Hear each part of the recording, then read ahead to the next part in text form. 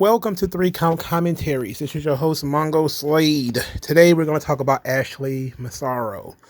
And we're going to talk about basically the new article that came out from Vice, which has the wrestling media a-buzzing because in it, John Laurinaitis' attorney supposedly claimed that WWE upper management knew about the Ashley Massaro incident in Kuwait.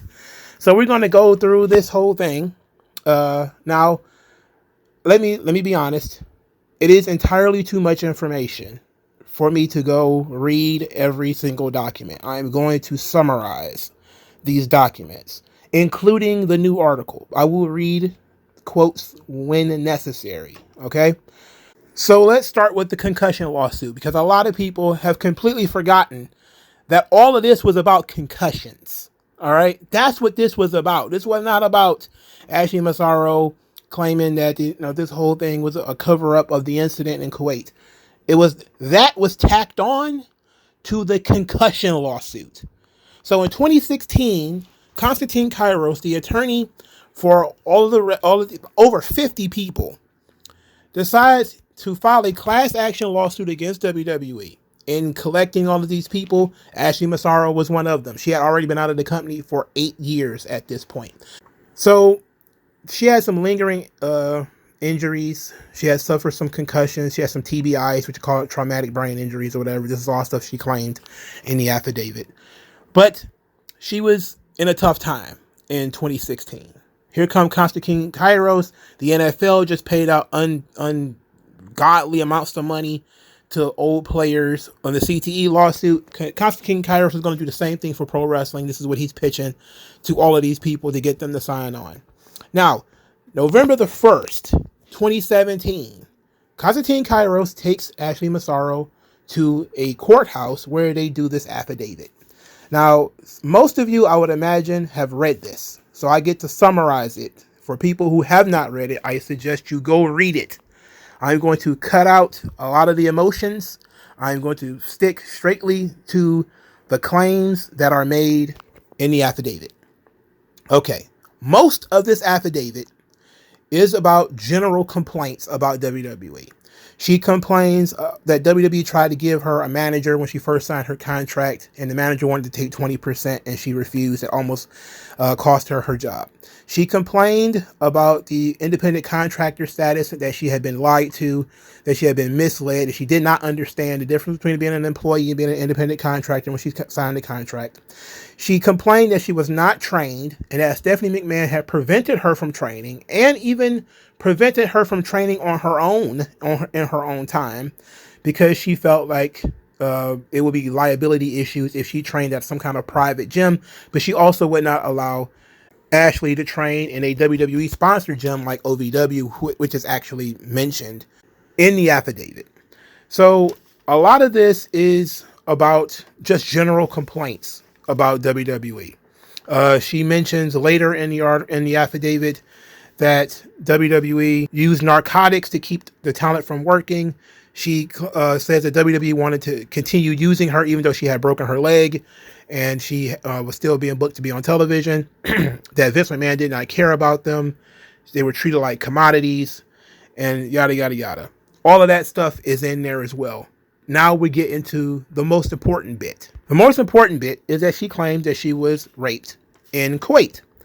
Now, here is how it's laid out. She says that it was in 2007 that she went to Kuwait. This is incorrect. It was in 2006. How do we know that it was in 2006? Well, because there is an article that was written by Jimmy Hart, who was actually there. Jimmy Hart, Ron Simmons, Maria Kanellis, and Gary Davis, who was the WWE VP of Corporate Communications. He was also there. So there's two incorrect things right off the jump. One, it was the wrong year. Now that's, memory. But she also said that there was a Gary Hart who was there. Gary Hart was not there. That is incorrect. She has him confused with Gary Davis. Now, she claims that she was sexually harassed in Saudi Arabia, even while wearing a burqa, and says that Maria was not. Then she claimed that she was having menstrual cramps in Kuwait, and that it was the soldiers who were telling her that she had dehydration. She said that she protested going to the medical center, but they persisted in getting her to do so, and she was put on IV. That she was put on IV immediately when she got there, and she couldn't leave without seeing a doctor. She then said a man showed up, but he was in inappropriate doctor dress. That all the other doctors were wearing scrubs while this guy was not. And she said that he was with a woman who was in full military fatigues. She claims that this man injected her with a paralytic. She could not move. And then this man violently raped and sodomized her. And she said she does not know how long this was going on, but it felt like it was an eternity. She regained movement in her limbs 3 hours later. Now, let's take a pause here.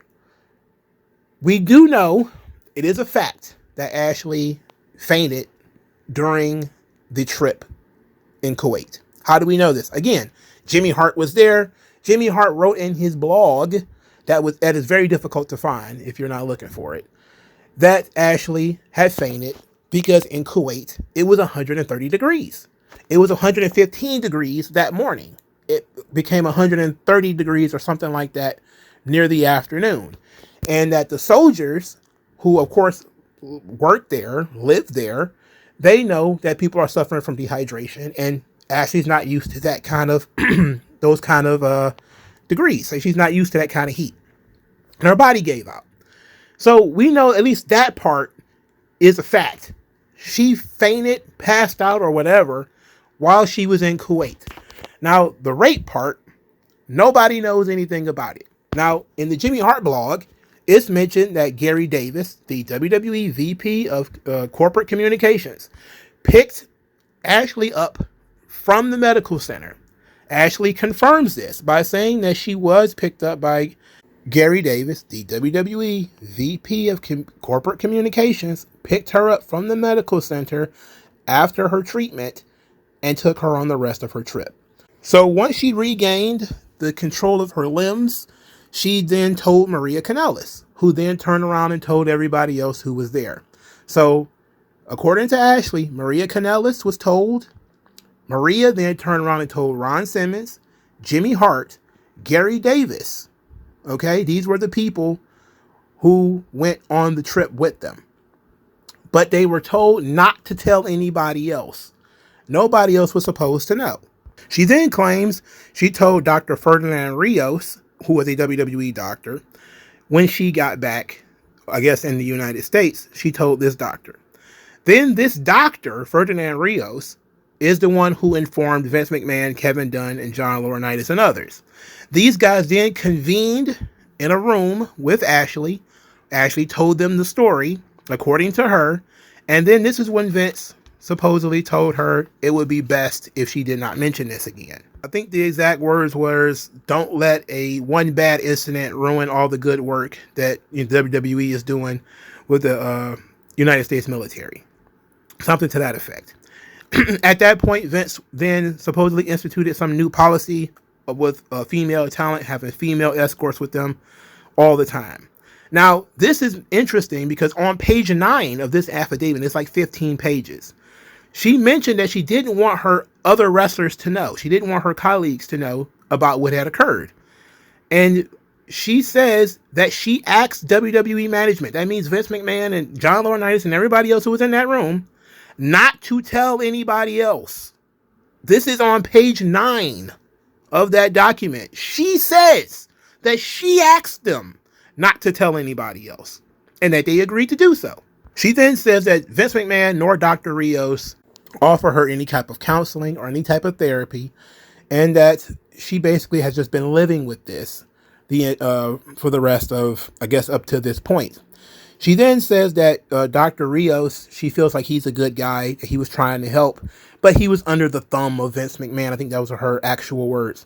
Then she said Vince put extreme pressure on her to keep this quiet and that he has no regard for talent's well-being. Now, again, this was attached to the concussion lawsuit. So to continue with a straightforward timeline, Ashley supposedly apologized to WWE for being a part of this concussion lawsuit before it was even made public that she was accusing them of a rape cover-up. Now, Wrestling Inc. has an article from May 17th, 2019. In this article, WWE posts clips of the email they got from Ashley Massaro. So what it claims is that on October the 20th, 2018, this was before she died, of course, before it was made public, apparently, about a month after the concussion lawsuit was dropped, Ashley Massaro sent an email to WWE where she claims that she was basically poached and roped into this lawsuit by the attorney, Konstantin Kairos. She apologized for being part of the lawsuit and should have contacted WWE first. She expressed regret to Vince McMahon, Stephanie, and Kevin Dunn and said WWE changed her life. Now, nowhere in this did she mention rape. Nowhere did she back out and say that the events in her affidavit did not occur. She just says, I should have contacted you guys first. That's basically what it is. I don't want to be a part of this lawsuit. Sorry about that. And sorry that I didn't contact you guys first. No, a lot of people are taking the WWE posted this thing and she apologized. It's like, yeah, but she didn't say that the events in the affidavit did not occur. She just says, I'm sorry I didn't bring it to you guys first. So it's not like a contradiction. She can apologize for being a part of the lawsuit. Again, a lawsuit had been going on for 2 years at that point. Now, whether they knew about the affidavit or not, that could be questioned. Because I don't know when the affidavit became public. That's one of the many problems with the Ashley Massaro story, is that a lot of the dates and things like that are smudged. So we don't know when this thing became public. But we do know that Ashley Massaro committed suicide in May of 2019. So a couple of months after her apology to WWE, she committed suicide. So from the articles that I read, I'm trying to put together a timeline. It seems that after Ashley passed, then Konstantin Kairos made the accusations of the rape cover-up public by posting it on his blog. WWE then immediately put out a statement denying that Vince McMahon or management, this is from Newsweek, knew about Ashley being drugged and raped in 2007, even though, again, it was in 2006, supposedly. They denied that any meeting occurred and any cover-up occurred. Now, this is kind of how it stayed for a long time. And I know a lot of people are, Ashley fans, and they say, well, we've been fighting the good fight all this time. But that's basically where it laid for a really, really, really long time. Various people popped up here and there discussing the Ashley Massaro story.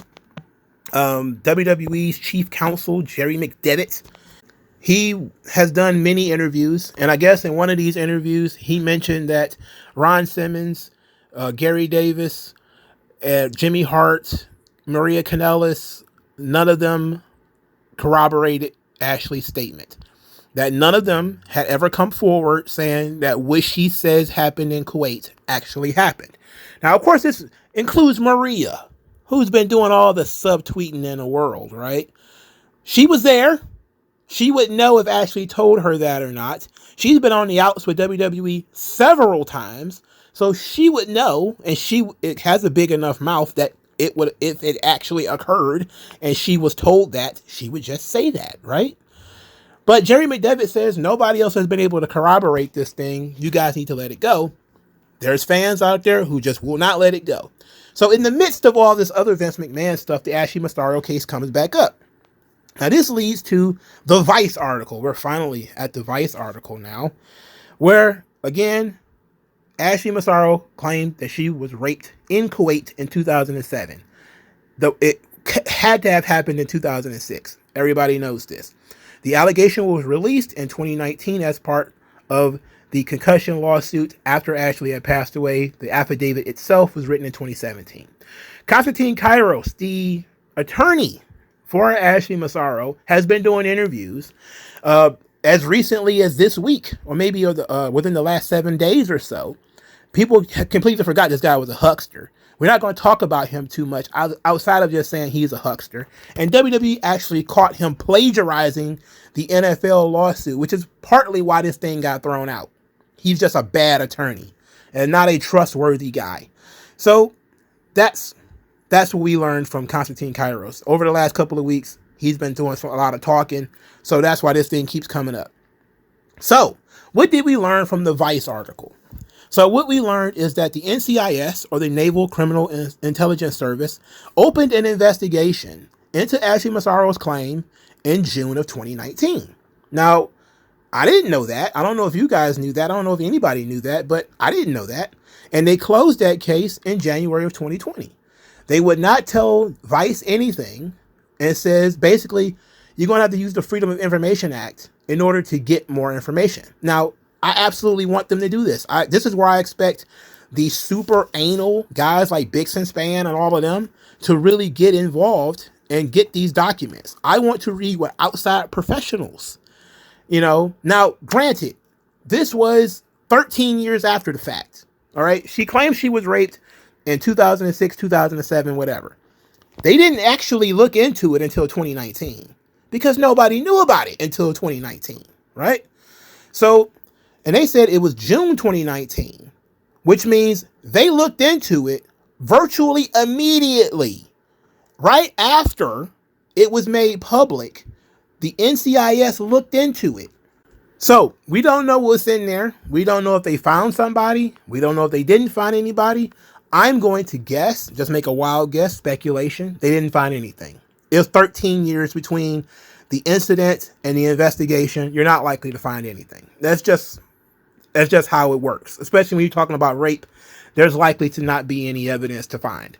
So that's not likely. Now, the big story coming out of this thing is that John Laurinaitis' attorney, Edward Brennan, says that everybody in the upper management of WWE knew. That's what he said, or at least that's what the headlines that you have been reading has been saying. What he really did say was, quote, at some point, Johnny heard about the allegations in general, i.e. that Ms. Massaro claimed that she had been assaulted in Kuwait. As to when McMahon found out about the allegations, Johnny has no idea as to when or whether. Now, wait a minute. Earlier in the article, it states, quote, any allegations that Mr. Laurinaitis helped to cover up an alleged rape allegation is an outright lie. Johnny, like most upper management, at some time became aware of the allegations and ensured all proper WWE protocols were followed, including privacy for the alleged victim. We object to the use of the term cover-up, as no such plan or plot ever took place to hide or assist in an alleged rape. So wait a minute. You've been reading headlines for the last several hours that WWE management knew. He didn't say that they knew. He says his exact words were, Johnny, like most upper level management, at some time became aware of the allegations. That doesn't tell you that he knew soon as she got back. That's not what it means. It does not mean that they talked about it. It does not mean that this conversation in a boardroom actually occurred. He said at some time, meaning at some point between when the incident occurred, which was in 2006, and now John Laurinaitis found out about it. So whether he was told by somebody else, which Ferdinand Rios, who is the doctor, claims that he went to John Laurinaitis and John Laurinaitis already knew. Ferdinand Rios also claimed that he told Vince McMahon. But we don't know if that's true or not. Again, these people are talking. A lot of this stuff is based off memory. So, because again, this thing did not become public until 2019. Like, this was at least 12 years after it had occurred. Next, when you say WWE upper level management, what do you mean? Again, there was a guy who you could say was upper level management that was in Kuwait with her. That's why I kept saying Gary Davis, WWE Vice President of Corporate Communications. I'm pretty sure he's some kind of upper level management if he knew about it because he was supposedly told in Kuwait when it occurred, which is what she said happened. She says he was told in Kuwait because she told Maria. Maria told everybody else. That's what she said. So we don't know whether this guy knows. Now, Jerry McDevitt says that guy doesn't know anything. He doesn't recall being told anything like that. So the attorney for John Laurinaitis, he cannot know what Gary Davis knows. He cannot know what Vince McMahon knows. His problem is that he's running his mouth. He says at the same time, Johnny Ace didn't assist in any cover-up, but at the same time, we knew about it. So which one is it? Did you know and you covered it up? Or did you not know and there was no cover-up? Because you can't have them both unless you found out about it, but it was much later. If you found out about it when the thing became public, just say that. Johnny Ace didn't know anything about it until it became public. If that's not the case, then you are basically contradicting everything that the WWE has been saying, Jerry McDevitt and the company up to that point. Because they claim they didn't know until it became public. If Johnny Ace knew about it beforehand, then, well, that's different. Because then you would say, he still doesn't know what Vince knows. He still doesn't know what anybody else in the office knows. So why would you even talk about it? Why bring it up? Why put yourself in that position? So this situation is not as clear as people would have you believe. You're going to look at all the dirt sheets and they're all going to copy and paste each other, talking about everybody knew. He can't even say when John found out. He doesn't even know when Laurinaitis found out. And we don't even know when Laurinaitis found out. We're assuming they all knew at the same time. But that's not what they're saying. Because they're saying there was no cover-up. So how could there be no cover-up and you knew about it? How could that be? How could there be no cover-up? I don't know. So we're going to move on from that. Now, a lot of the Vice article is Paul London. Paul London, former boyfriend of Ashley Massaro, him comparing WWE to the NXIVM cult and all this kind of weird stuff. He basically has been doing podcasts with Rene Dupree, gossiping, talking about how he knew about the rape, supposedly, because Ashley had supposedly told him. He continued to work there, by the way, which always strikes me as odd, that she was fired in July. Well, I guess she asked for her release. In July of 2008, Paul London was still there and was fired in November of 2008. But, hey, my girlfriend got raped in Kuwait. I'm just going to keep on working. I mean, these people don't understand that when they're trying to expose other people, how it makes themselves look so bad. If you don't take my word for it, I don't like Paul London. So I'm biased on this. All you have to do is look in the mirror and ask yourself, if your girlfriend came to you and said she was raped, told your bosses and they did nothing, will you be able to keep going to work until you are involuntarily released? He didn't ask to be fired, by the way. He may say that now, but he didn't ask for it. He was fired. Okay? Explain to me how you continue to work for the company that was covering up your girlfriend's rape. And then you kept that to yourself until it was time to gossip on a podcast with other washed up nobodies. This is the only time in the video I'm really going to be on somebody's side. Fuck Paul London. And that's using just Paul London's own words. If you knew Ashley got gotten raped and you didn't tell anybody until it was, I'm about to sit around with Renee and talk about it. Fuck you. Period. If you knew about it this whole time and you did nothing, fuck you and you earned it. So, I mean, that's you. You did that. You said that. You put that in the universe. Anybody would say that. Because I know I'm not about to let it lay like that. And I'm pretty sure nobody listening to this is going to let it lay like that. So while everybody is out here clapping like seals about Paul London, think about what you're clapping about. This motherfucker supposedly let this thing lay for over a decade and he did nothing. And he loved her. She was so special to me. Fuck you. There's just no way. No fucking way. Excuse my language.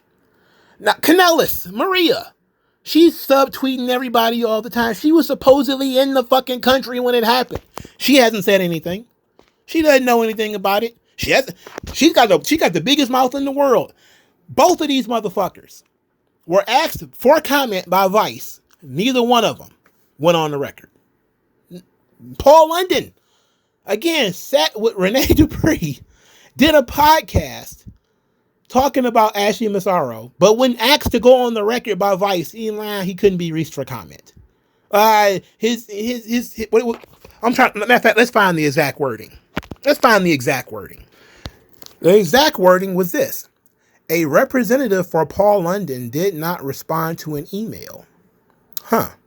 So sad. So sad. Couldn't get in contact. Renee Dupree can get in contact with you in order to get a comment. But when it's time, it's nut cutting time. It's time to start putting your name on some shit. All of a sudden, can't be reached for comment. Didn't respond to emails. I don't know. Never heard of Vice, Cafe de Renee, it's time to go. This is the problem. A lot of guys are doing a lot of talking, a lot of gossiping. They're not willing to put anything on paper. When it's time to actually start caring about stuff, these people always fall short. That's why this Ashley Massaro thing will never go away. Because nobody is willing to be fucking honest. I cannot wait until Bixen Span or whomever gets this NCIS report.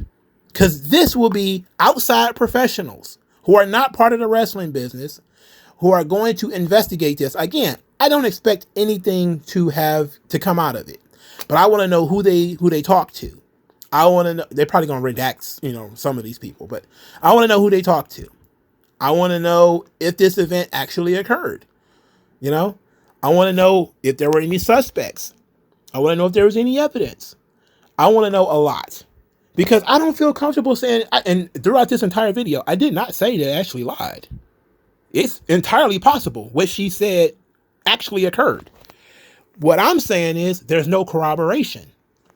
Nobody who was there says that they knew about it. They're not willing to go on record and say that they knew about it. Nobody from WWE management or their legal team is willing to admit that they knew about it. The only person who was willing to say, yeah, we heard about it, was Edward Brennan, the attorney for John Laurinaitis. And then he contradicted himself later in the same damn article by saying, first he said there was no cover-up. Then he says, well, Johnny, like all upper management, heard about the allegations. But he doesn't say when. He doesn't say when they heard them. So all of this is one big old nothing burger. Until we get that NCIS report, we don't know what's going on. Sad to break it to you guys. It's not the bombshell that the dirt sheets are trying to make it seem like.